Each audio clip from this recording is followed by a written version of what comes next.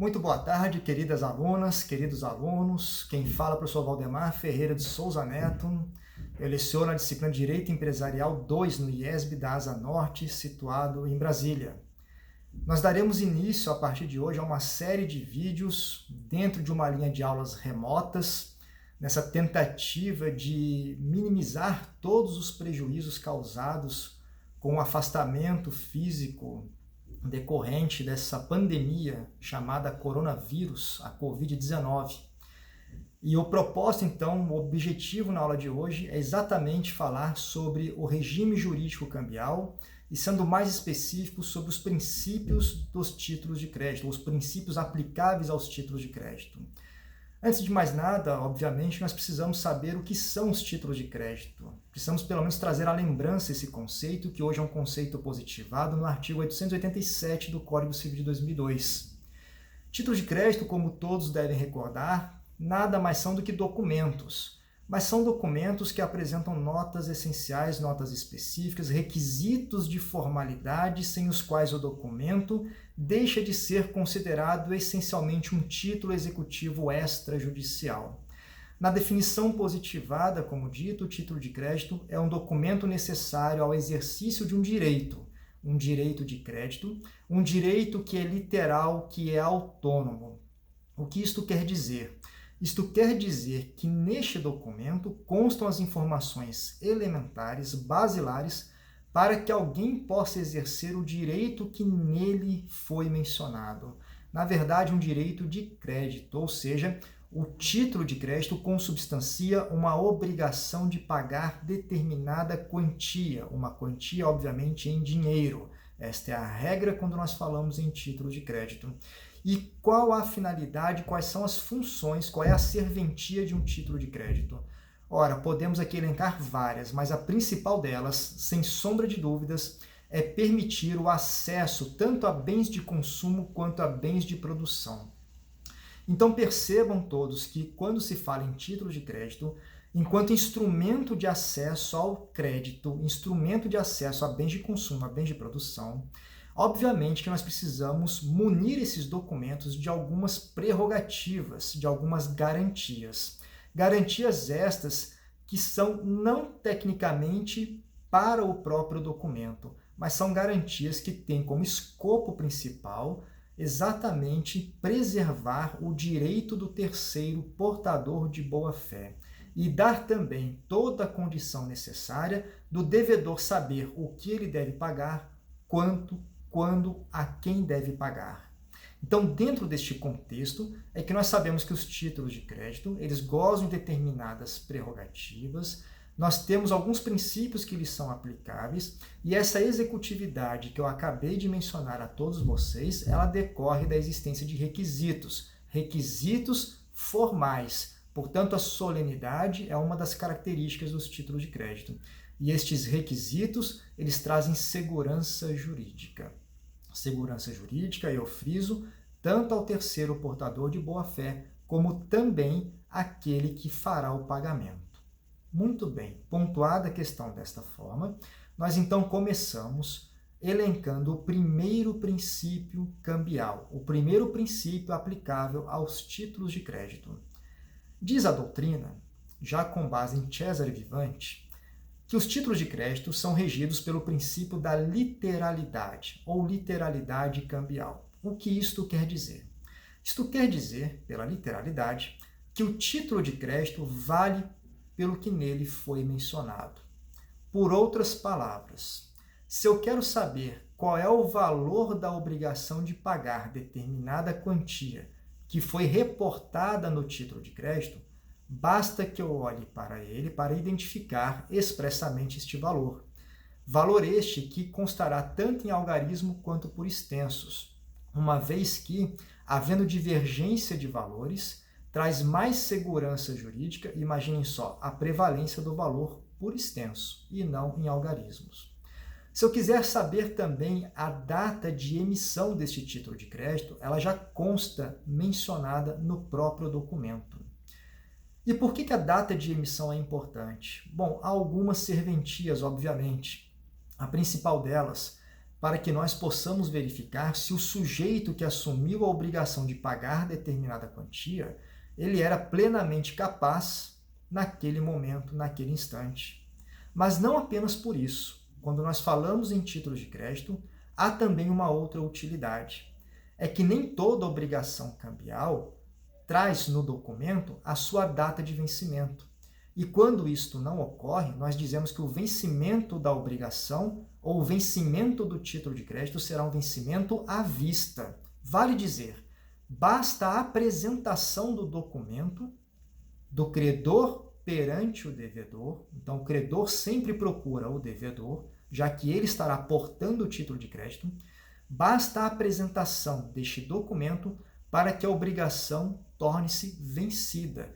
E uma vez vencida a obrigação, olha só que legal, essa mesma obrigação ela se torna exigível. E exigível por intermédio de um processo autônomo de execução.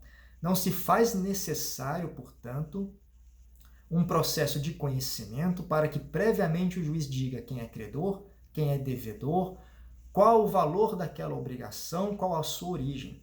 Todas essas discussões, todos estes pontos, eles ficam relegados a um segundo plano, porque o título já traz todas essas informações.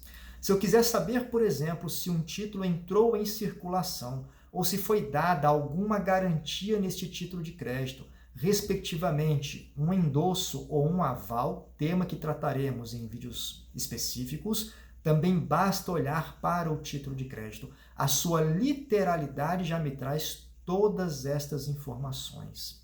Então, o primeiro princípio, o princípio da literalidade. A doutrina tem por costume dividir a literalidade em ativa ou passiva.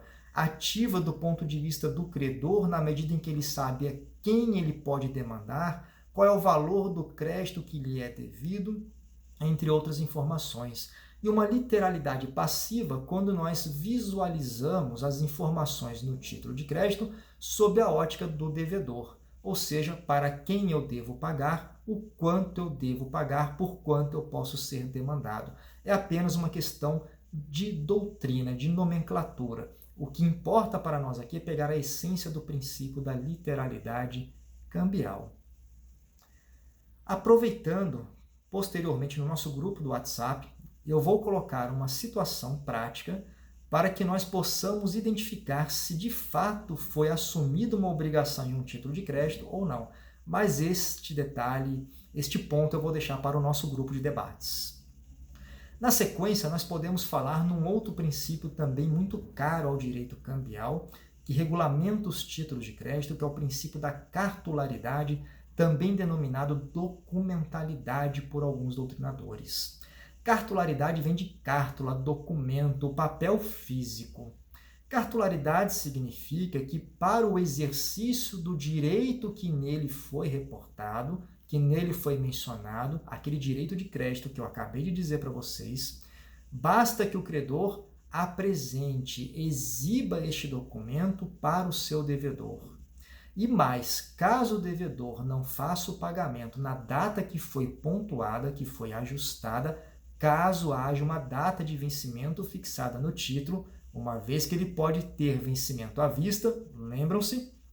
Pois bem, então uma vez que seja apresentado este título de crédito e o devedor não faça o pagamento, sem problema algum, basta ao credor pegar este mesmo título de crédito, o original, obviamente, e então ajuizar uma ação que vai seguir o rito autônomo do processo de execução. Percebam, nós estamos falando aqui de direito material, mas a todo tempo será necessário fazer essa linkagem com o direito instrumental, com o processo, notadamente o processo civil.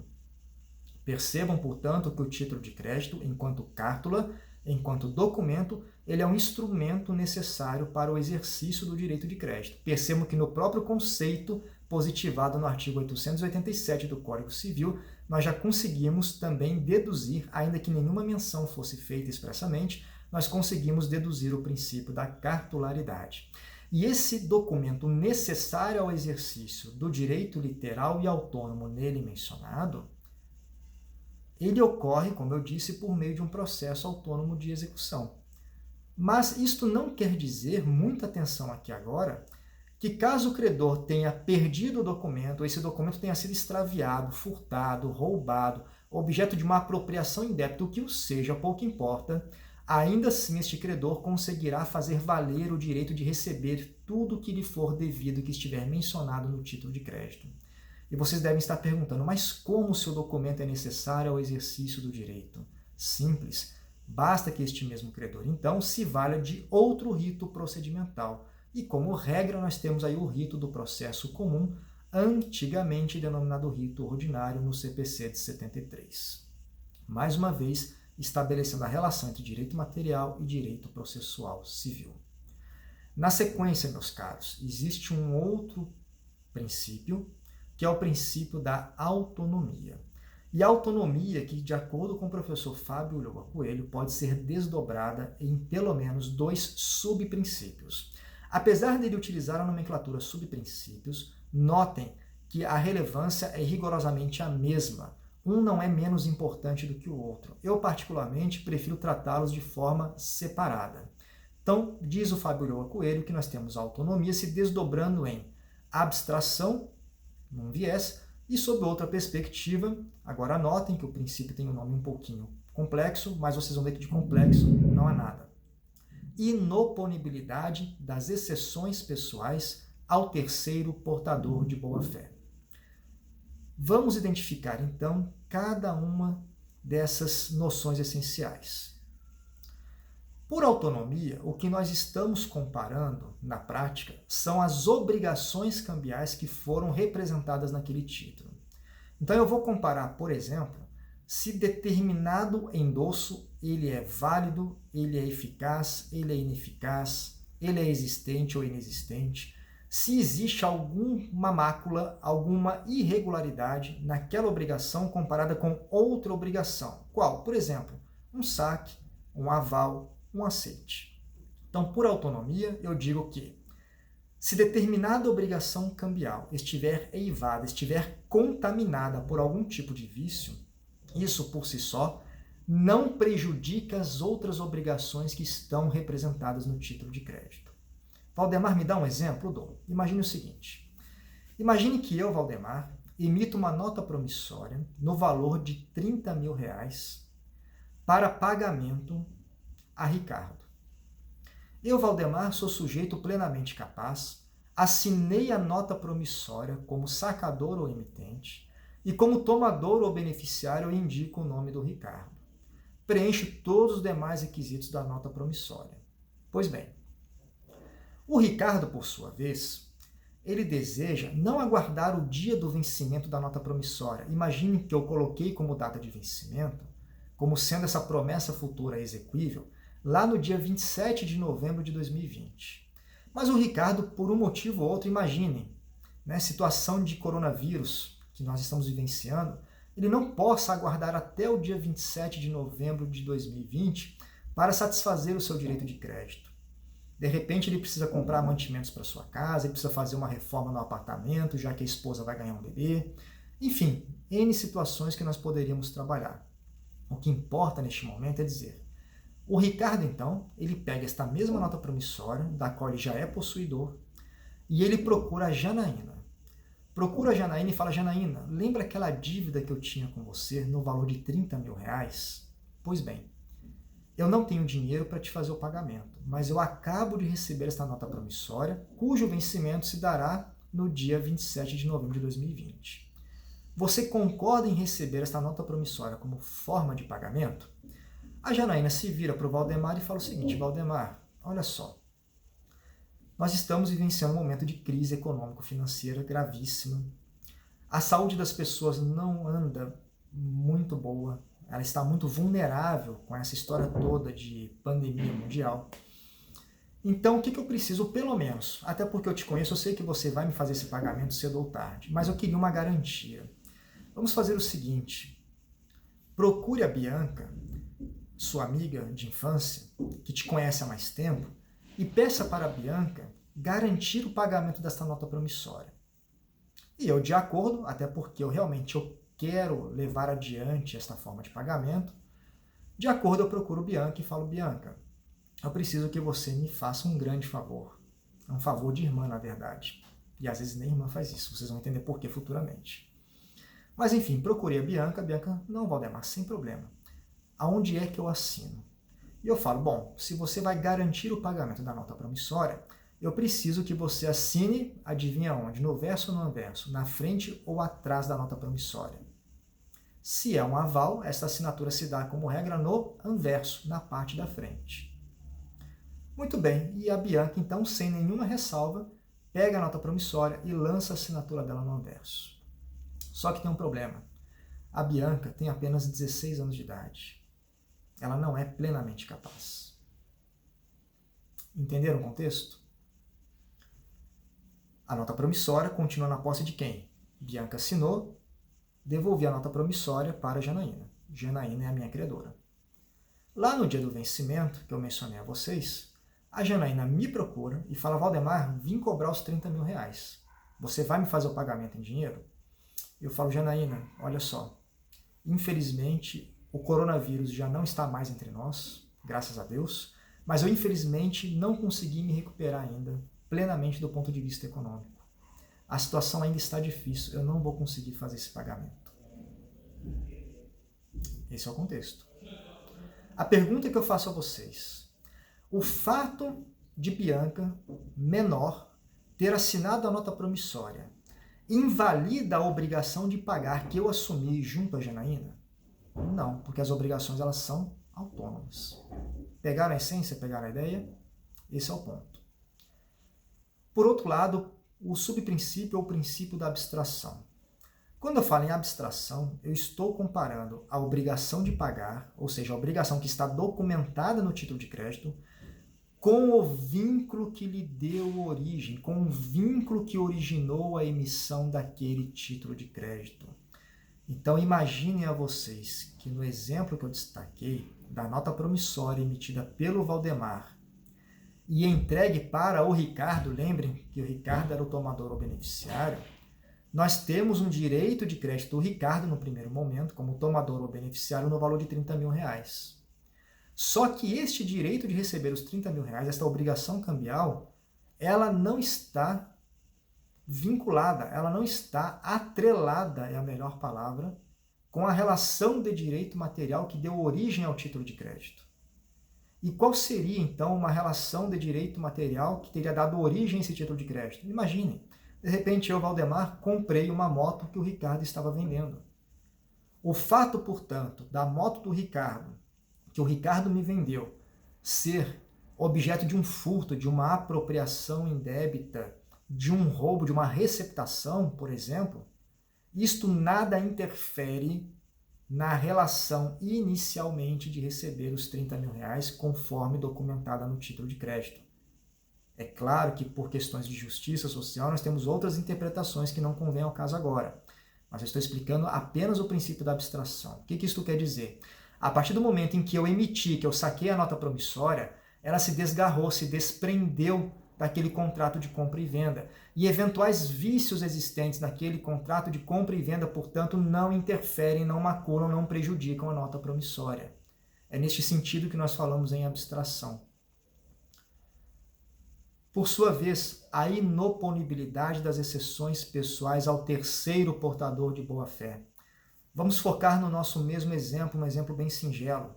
Valdemar emitiu a nota promissória em benefício de Ricardo, em função de um contrato de compra e venda de uma moto no valor de 30 mil reais. Ricardo endossou, transferiu o título de crédito, a nota promissória, para a Janaína. A Janaína, no entanto, somente concordou com este endosso caso houvesse o aval de Bianca, o que de fato aconteceu. Pois bem, o título está na posse e nas mãos de quem? De Janaína. Concordam comigo, fazendo uma leitura de trás para frente deste princípio, que a Janaína é uma terceira na relação originária entre Valdemar e Ricardo, na relação jurídica cambial? Pois bem, nós presumimos no direito a boa-fé ou a má-fé? A resposta é óbvia, a boa-fé. Então eu presumo que Janaína seja uma portadora de boa-fé daquele título de crédito. Ok, e em qual contexto esta colocação ela se insere? É simples. Vamos supor que a Janaína, então, procure no dia do vencimento o Valdemar para obter o pagamento dos 30 mil reais. O Valdemar se vira para a Janaína e fala o seguinte: Janaína, não vou fazer o pagamento.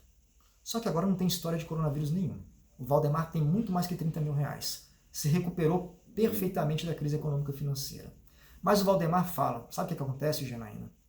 Eu entendo que você tenha até um direito literal de 30 mil reais, conforme representado nesse título. Mas acontece que a moto que o Ricardo me vendeu, quando eu fui tentar fazer a transferência para o meu nome, eu não consegui. Descobriram que aquela moto era objeto de uma receptação. Imagine só, logo o Ricardo. Quem diria, quem poderia imaginar? E como eu então corro o risco de perder a moto, eu não vou te fazer o pagamento. Lamento. O que está acontecendo nessa situação prática? Eu, Valdemar, estou alegando, estou opondo, prestem atenção na terminologia, eu, Valdemar, estou opondo para a Janaína, ou perante a Janaína, que é uma terceira, uma situação, uma exceção, uma defesa de direito material que eu deveria opor, apresentar contra quem? Contra o Ricardo. A Janaína não pode ser prejudicada, meus caros.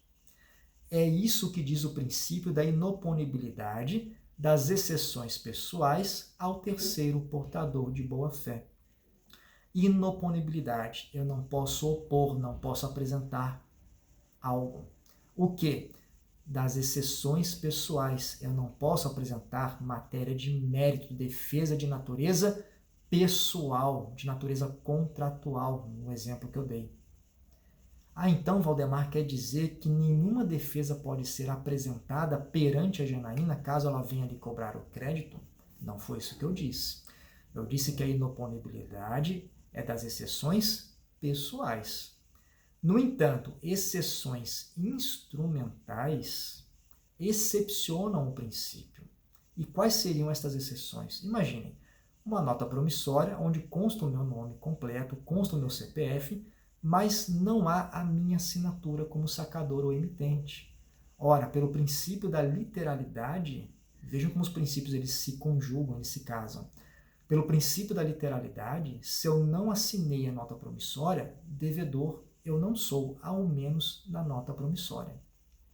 Portanto, é uma matéria, sim, de natureza processual, que diz respeito à própria constituição do título executivo extrajudicial, que poderá ser alegada à terceira Janaína, ainda que ela esteja de boa-fé. Outros dois exemplos dados pela doutrina e pela jurisprudência também acolhidos. As exceções de prescrição e decadência. Por quê? Porque são matérias de ordem pública que, em tese, são conhecidas de ofício pelo próprio juiz em qualquer grau de jurisdição. Quando eu falo em qualquer grau de jurisdição, conhecendo o entendimento dos tribunais superiores, leia-se, entenda-se, aquelas prescrições e decadências que possam ser conhecidas pelos juízes e magistrados, primeira e segunda instância. Está claro isso para todos? Pois bem. Estes são os princípios tradicionalmente estudados pela doutrina mais abalizada. É claro que nós também podemos elencar outros, como, por exemplo, o princípio da solidariedade cambial. O que significa solidariedade cambial? Significa que todo aquele que lançou a sua assinatura no título de crédito pode ser demandado, pode ser cobrado, e uma vez cobrado, ele tem que fazer o pagamento na integralidade. Ele não pode alegar que a obrigação é solidária entre 3 devedores, por exemplo. Há uma exceção, sim, à solidariedade cambial, que diz respeito aos avais, mas não a todo e qualquer aval, apenas aos avalistas simultâneos. Entre os avalistas simultâneos, nós podemos ter, sim, uma cobrança parcial da dívida, na exata proporção da cota de cada um. Bem, meus caros, sobre os princípios cambiais, então, era isso que eu queria trazer a vocês mais uma vez. Eram os conhecimentos que eu considero como sendo os mais elementares, os mais basilares, e eu peço que todos assistam, reassistam estes vídeos quantas vezes forem necessárias. E se você gostou do vídeo, se você achou que foi didático, mesmo nós não tendo aqui os recursos que eu gostaria de ter, como os alunos que já me conhecem sabem que eu trabalho muito no quadro, eu faço muito esquema gráfico para que a matéria seja facilmente compreendida. Eu peço então que você deixe aí o seu comentário, deixe o seu like aí nesse vídeo no YouTube, para que a gente possa cada vez mais divulgar esse conhecimento e desmistificar o direito empresarial, pelo menos no que diz respeito aos títulos de crédito. Levar esse conhecimento de uma forma mais tranquila, mais amena. É isso, meus caros. Contem comigo e até o próximo vídeo. Um forte abraço a todos.